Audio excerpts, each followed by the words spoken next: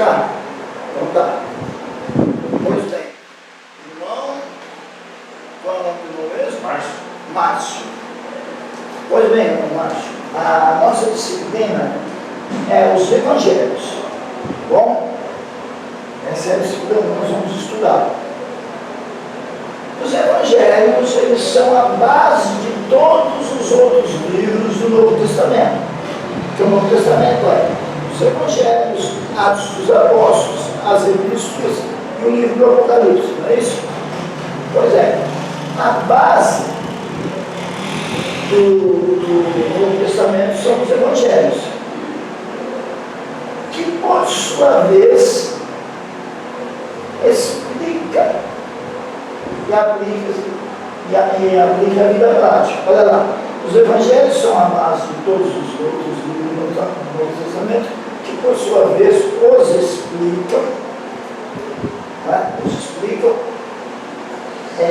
O Novo Testamento explica os outros livros, ele é a base, ele traz a explicação. Para entender os outros livros, tem que entender primeiro os evangelhos, e os aplicam à vida prática. Primeiro a gente tem que entender os evangelhos para poder entender o restante do Novo Testamento.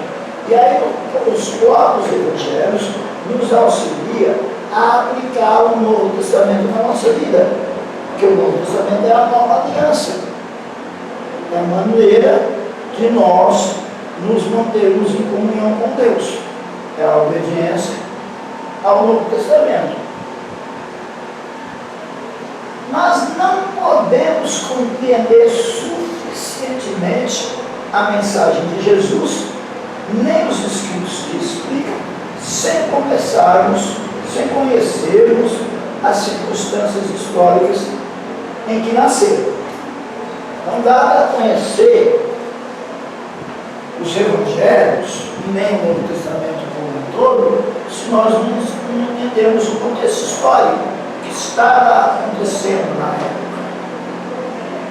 Porque veja bem, quando nós lemos o Antigo Testamento, nós não vemos falar de Roma, vemos? O senhor não lembra disso?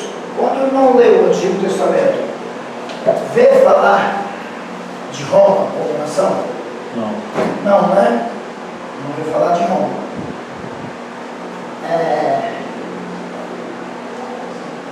Não vê falar de Roma como nação no domínio. O Antigo Testamento termina com os persas no domínio, não é isso? O povo de Deus, o povo de Israel, está na terra dele, que voltou do cativeiro, mas está sob o domínio persa. E o Novo Testamento abre com Israel sob o domínio romano. Então alguma coisa aconteceu que a gente precisa entender para poder entender os evangelhos. Então, sem conhecermos as circunstâncias históricas em que nasceram, nós não conseguimos entender os evangelhos e, consequentemente, também não conseguimos entender o restante do Novo Testamento. Pois bem, então, partindo do princípio de que sem conhecer o contexto histórico não dá para conhecer os evangelhos, para entendê-los bem, então nós precisamos entender a contribuição política dos romanos. Contribuição política dos romanos. Os romanos, durante o período interbíblico, aconteceu o seguinte: houveram várias guerras. Os persas perderam o domínio para os gregos. E em seguida, os gregos perderam o domínio para os romanos. E aí a gente tem que estudar a história do período interbíblico para entender isso.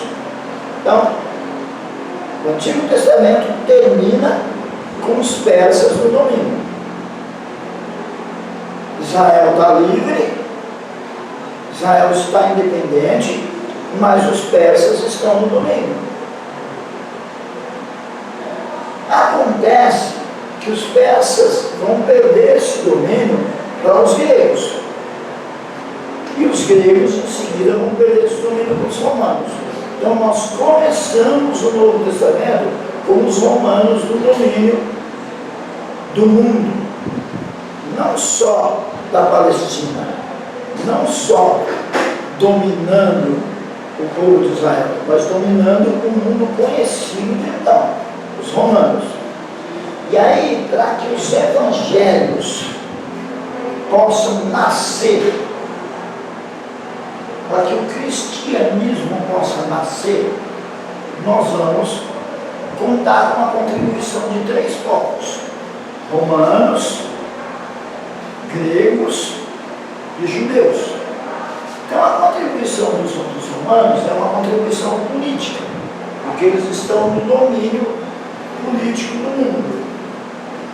E aí, o que eles vão nos proporcionar para o nascimento do cristianismo e surgimento dos evangelhos? Olha lá, partindo desse princípio, temos a contribuição política dos romanos, conquistando e pacificando os povos, que aqueles pequenos povos viviam em guerra entre eles. Os romanos chegaram a vencer aqueles povos e pacificaram, porque não vai ter mais guerra. Quem manda agora é o Império Romano. Construindo boas estradas, porque as boas estradas levaram ao progresso. Combatendo os salteadores. Nós não vemos Paulo sendo assaltado quando ele faz missões. Vamos usar como exemplo o Paulo, que é o grande missionário. Nós não vemos Paulo sendo assaltado quando ele faz missões. Nós não vemos também ele sofrendo com os piratas. Por quê? Porque os romanos haviam pacificado tanto as estradas, eles pacificaram e melhoraram, como pacificavam os mares. Então isso ajudou no desenvolvimento do cristianismo e, consequentemente, no aparecimento dos 4 evangelhos. Então, nos mares favoreceu que as viagens missionárias, por meio das quais o cristianismo foi divulgado. Então, a contribuição política dos romanos favorece a divulgação do cristianismo. E essa divulgação tem base nos 4 evangelhos. Porque essa divulgação ela acontece no livro de Atos, a partir do livro de Atos. E aparece também nas epístolas, mas com base nos evangelhos. Os evangelhos são a base do Novo Testamento. E aí nós temos também a contribuição cultural dos gregos. Como se deu isso? A filosofia desse povo serviu como veículo condutor das ideias do cristianismo. Porque o cristianismo vem trazendo ideias novas. Não eram totalmente novas as ideias para os judeus. Porque para os judeus, o livro de Mateus vai trabalhar o seguinte: o Cristo que nós estamos apresentando é o Messias de Israel. É o Rei Messias. O Evangelho de Mateus diz isso. Mas para o gentio, o que vai se dizer para o gentio? Que o gentio não conhece, ele não está familiarizado, ele pode até ter ouvido falar, mas ele não está familiarizado com a ideia do Messias, com a ideia de um Salvador do mundo. O que o gentio espera está no pensamento grego, que é uma melhoria, uma evolução da humanidade. A filosofia grega, ela procura dar ao homem essa esperança, mas ela não tem a esperança de um Salvador como tem no judaísmo. Então precisa penetrar no ambiente grego, penetrar no ambiente gentil com a ideia de um Salvador, para que aí se possa desenvolver o Evangelho entre os gentios. É justamente o que ocorre. Esse contato com a cultura grega, com a filosofia grega, ele é favorável ao cristianismo, porque ele faz o gentio pensar, aquele que não é judeu pensar sobre o pecado e sobre a necessidade de um Salvador. Então, por quê? Porque quando os romanos venceram os gregos, eles venceram os gregos pela guerra, mas as ideias gregas continuaram circulando. Por isso que o mundo da época, quando você estuda a história, ele é chamado de mundo greco-romano. Então, os romanos vão contribuir com a filosofia e principalmente com o idioma. Porque antes deles serem derrotados militarmente pelos romanos, a filosofia, a cultura e o idioma deles foi disciplinado. Então o grego era como o inglês hoje. Como o inglês hoje, mais do que como o espanhol. Porque o espanhol já é bastante falado, mas o inglês é mais falado que o espanhol. Então o grego era como o inglês é hoje. E aí, aprove a Deus, porque Deus vai trabalhar, Ele vai usar a contribuição desses três povos, dos romanos, dos gregos e dos judeus.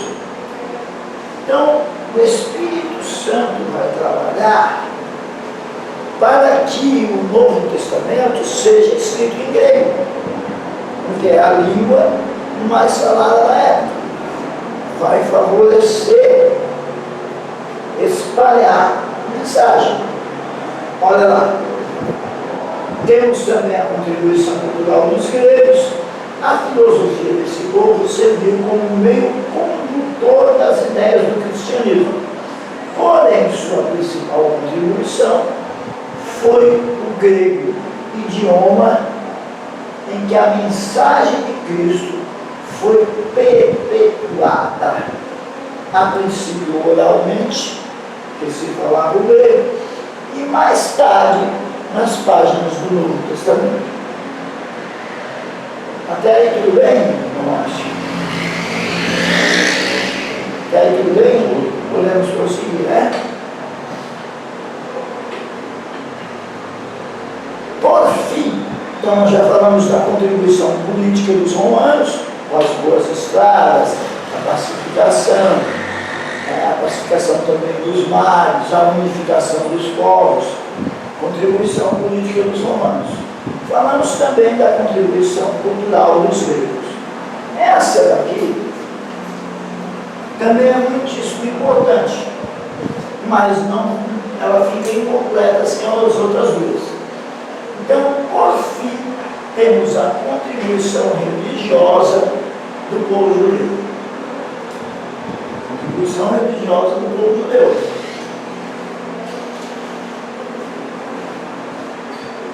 Com sua elevada ética, o que acontece? Nós vemos nos filmes sobre Grécia, sobre a Grécia, sobre Roma, nós vemos aquela declaração toda que o cinema gosta de mostrar.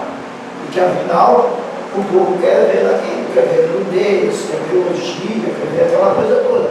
Só que não eram todas as pessoas daquele jeito. É como hoje. Hoje nós passamos por uma depravação terrível, mas não é todo mundo depravado. Tem gente que quer ter um nível moral. É justamente o que acontecia naquela época. Alguém queria ter um nível moral. E aí ele vai olhar para a moral da religião judaica. Olha lá. Por fim, temos contribuição religiosa do povo judeu com sua ética. Quando se fala de ética, se fala de moral. Elevada. Comportamento do povo judeu, no caso da religião, chamava a atenção dos romanos, que não estavam afim, daqueles que não estavam a fim de orgia, querendo orgia, chamava a atenção dos romanos, dos gregos, dos gentios, de uma forma geral, aqueles que queriam prezar sobre as suas famílias, que queriam prezar uma ética elevada. Eles encontravam isso no judaísmo. E também o que é muito importante, uma contribuição muito importante, foi sua grande responsabilidade como guardiões do Antigo Testamento. Porque eles guardam o Antigo Testamento, eles preservam o Antigo Testamento. E quando eles preservam o Antigo Testamento, veja só o que vai acontecer. Abra a sua Bíblia, por favor. No Evangelho, segundo escreveu São Lucas, Evangelho segundo escreveu São Lucas, ou o Evangelho segundo Lucas, como queira, capítulo 24, por favor.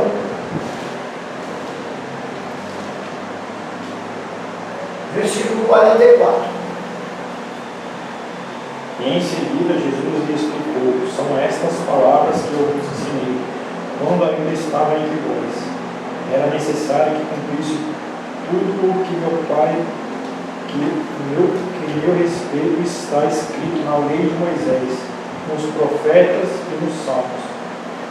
Pois bem, quando nós estudamos Introdução à Bíblia, nós descobrimos que essas são as três divisões do Antigo Testamento hebraico: a lei, os profetas e os escritos. Quando Jesus está falando aí, ele está dizendo que todo o Antigo Testamento fala dele. E quem preservou o Antigo Testamento? Os judeus. Então a preservação do Antigo Testamento pelos judeus é muito importante para o cristianismo como um todo e para o surgimento dos evangelhos, que é a base, que são a base do cristianismo, são a base do Novo Testamento. Então, contribuição com a ética religiosa e contribuição como guardiões do Antigo Testamento. Antigo Testamento esse, no qual estão inseridas as profecias messiânicas que se cumpriram em Jesus Cristo. Percebe a importância? É nesse Antigo Testamento que foi preservado pelos judeus que estão no cumprimento das profecias messiânicas, que é aonde a pregação do cristianismo vai procurar mostrar que Jesus é o Messias, que Jesus é o Salvador do mundo. Isso é muito importante, principalmente no Evangelho de Mateus. Essa ideia, ela é a ideia central da Bíblia, ela é muitíssimo importante em toda a Bíblia, mas como o nosso assunto são os Evangelhos, nós nos reportamos a importância disso, principalmente para o Evangelho de Mateus. Então, vejamos um exemplo disso aqui. Vamos repetir para marcar bem, depois nós vamos ver um exemplo, no qual estão inseridas as profecias messiânicas que se cumpriram em Jesus Cristo. Abra a sua Bíblia, por favor, no livro do profeta Isaías, capítulo 61. Leia do versículo 1 ao 3, por favor. Eis que o Espírito do Soberano está sobre mim, porque o Senhor me ungiu para anunciar a boa nova aos pobres, enviou-me para cuidar dos que estão no coração quebrantado, proclamar liberdade aos cativos, libertação do mundo das trevas aos prisioneiros da escuridão, para anunciar a todos o ano aceitável de Yahvé e o dia da vingança do nosso Deus, para consolar todos os que andam tristes e dar a todos os que estão de luto e amargurados em Sião uma linda coroa em vez de cinzas, óleo de júbilo em vez de pranto, e um manto festivo de louvor em lugar do espírito abatido. Eles serão chamados carvalhos de justiça, plantação de Deus, para a manifestação do esplendor da sua glória. Tá. É uma profecia. O profeta Isaías. Agora o que vai acontecer? Vai acontecer justamente o que está dizendo no quadro, no qual estão inseridas as profecias messiânicas que cumpriram-se em Jesus Cristo. Lucas capítulo 4, por favor. Versículo 16. Acho que é melhor direto para o 18. O Espírito do Senhor está sobre mim, porque Ele me ungiu para pregar o Evangelho aos pobres. Ele me enviou para proclamar a libertação dos aprisionados e a recuperação da vista aos cegos, para restituir a liberdade aos oprimidos. Continua mais um pouco. E promulgar a época da graça do Senhor. Em seguida, enrolou novamente o livro, devolveu aos assistentes e assentou-se. E na sinagoga todos estavam com os olhos fixos em sua pessoa. Continua. Então eles começou a pregar: hoje se cumpriu a escritura que acabais de ouvir. E todos exclamavam maravilha sobre ele, estavam admirados com a sua palavra de graça, que saíam dos seus lábios, mas questionavam entre si: não é este o filho de Mas José? então, você percebe que aconteceu justamente o que está escrito no quadro? Olha lá. No qual estão inseridas as profecias messiânicas que cumpriram-se em Jesus Cristo. E ele mesmo diz: hoje se cumpriu essa profecia diante de vocês. Qual profecia? A de Isaías 61. Tudo bem? Só que tem um detalhe que às vezes a gente não dá atenção. Dá atenção.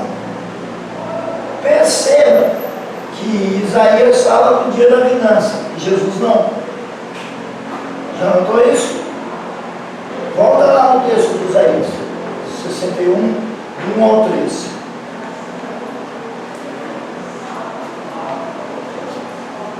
Perceba que Isaías cita o dia da vingança. Qual versículo? Pode ler do 1 ao 3 de novo. Eis que o Espírito do Soberano está sobre mim, porque o Senhor me ungiu para anunciar as boas novas aos profetas. Enviou-me para cuidar dos que estão com o coração quebrantado, proclamar liberdade aos cativos e libertação do mundo das trevas, aos prisioneiros da escuridão, para anunciar a todos o ano aceitável do Senhor e o dia da vingança do Olha nosso aí. Deus. E o dia da vingança do nosso Deus. Tudo bem? Agora volta lá em Lucas e perceba que Jesus não fala do dia da vingança. Volta lá em Lucas. Estou aqui. Qual que é a questão?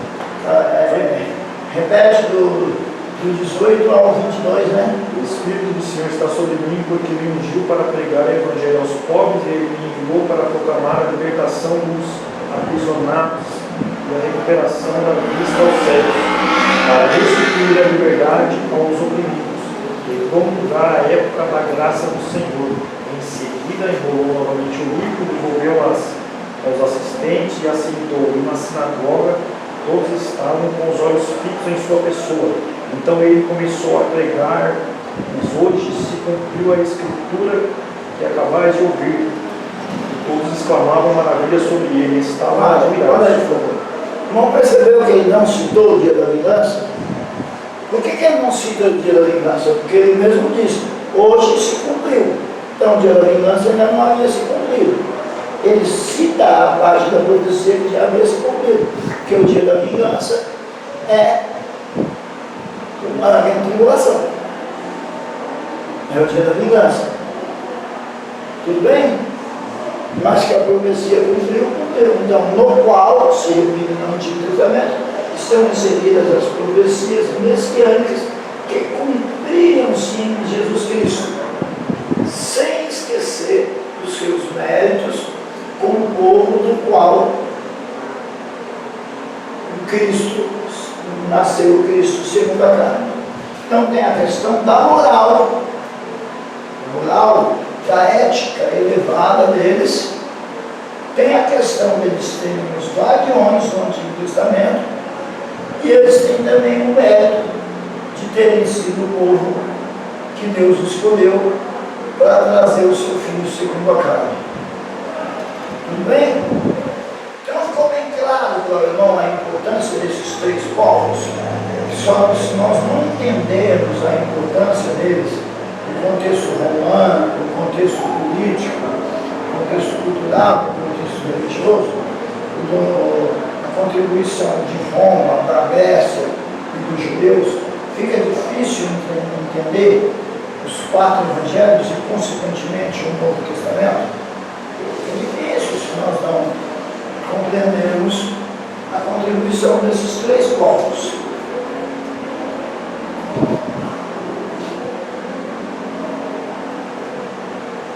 Pois bem, então dentro da contribuição desse terceiro povo, que são judeus, aconteceram desenvolvimentos religiosos.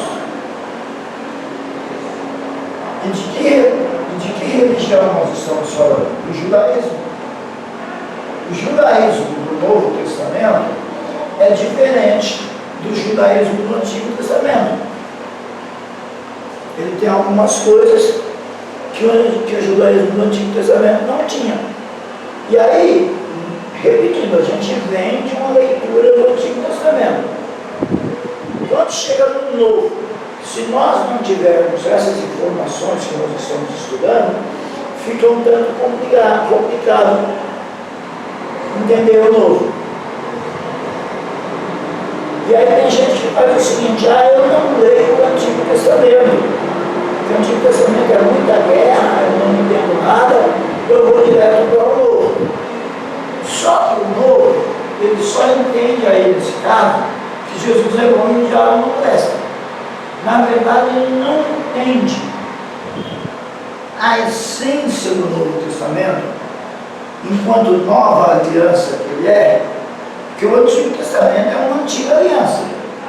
O Antigo Testamento é uma aliança feita com base no sangue de animais. Só a gente lembrar que em um dado momento Moisés pegou sangue de animais, espargiu sobre o povo, o sangue de animais, e também passou no rolo do Antigo Testamento. E disse: esse aqui é o sangue da aliança que vocês estão fazendo com Deus. É uma aliança firmada em algo passageiro, com sangue de animais. Mas no Novo Testamento, a aliança é diferente. A aliança não é no sangue de animais, como é a aliança do Antigo. E para entender essa nova aliança, a gente precisa entender os desenvolvimentos da religião judaica. Vamos ver esse negócio de nova aliança, como é que foi que funcionou. Abre a sua Bíblia para nós em Lucas. Vamos caprichar, a gente aceitar o versículo. Lucas 22, 20. Vejamos se a memória está funcionando bem. Lucas 22, 20, por favor. Da mesma maneira, depois de cear, pegou o cálice, explicando: este cálice significa a nova aliança do meu sangue, derramado em vosso benefício. Ou seja, não é mais a aliança do sangue de animais, não. Agora é a aliança do sangue de Jesus Cristo. É uma nova aliança. Mas para eu entender essa nova aliança, eu preciso entender os desenvolvimentos religiosos que houve. Porque ela não deixa de ter um relacionamento com a antiga. Relacionamento com a antiga, na nova aliança, há um relacionamento com a antiga. É como se a antiga aliança fosse um botão de flor e a nova aliança fosse a flor já desabrochada. Não tem uma relação, não tem? No Antigo Testamento é a profecia, no Novo Testamento é o cumprimento da profecia. Então, por mais que seja uma nova aliança, há uma relação. E para a gente entender a nova aliança, a gente precisa entender esse quadro religioso que se formou, no qual a nova aliança está inserida. Então veja bem, quando o irmão lê o Antigo Testamento, percebe tem sinagoga no Antigo Testamento?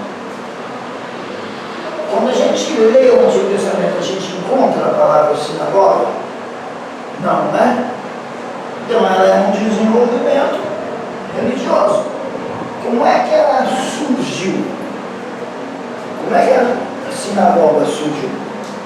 Tudo indica que a sinagoga tem origem em Esdras, ou em Ezequiel, porque durante o cativeiro, na casa de Ezequiel, haviam reuniões. Haviam reuniões dos líderes que estavam no cativeiro. Eles ouviam Ezequiel. Não concordavam, só vieram concordar com Ezequiel quando o templo foi destruído. Quando chega um cavaleiro dizendo, olha, esse homem cumpriu, o templo foi para o chão. Aí eles passam a dar mais valor a Ezequiel. Mas havia encontros lá. Então, há uma dúvida se a origem é Esdras ou se é Ezequiel. Mas a origem da sinagoga é a grande sinagoga. É a reunião que havia. E agora a sinagoga, os persas permitiram a existência das sinagogas. Já antes deles, os próprios babilônios permitiam a existência da sinagoga. Eles não se contrapunham ao judaísmo como religião. Não, deixa, eles são cativos aqui, estão aqui no cativeiro babilônico, mas deixa eles exercer as reuniões deles, não tem problema não. É onde surgem as sinagogas. E aí quando os persas vencem os babilônios, eles continuam deixando as sinagogas à vontade. Os gregos também. Depois, posteriormente, os persas também. É por isso que quando chega no Novo Testamento, embaixo da mão potente do Império Romano, as sinagogas são uma realidade. As sinagogas são locais de reunião dos judeus, tanto para questões sociais quanto para questões religiosas. A sinagoga ela é uma espécie de casa de cultura judaica. Então, como é que aparece a sinagoga no Novo Testamento? Se nós não entendermos, fica difícil entender os evangelhos, porque os evangelhos várias vezes citam sinagogas. Não é verdade? E aí de onde surgiu a tal da sinagoga? Eu preciso entender.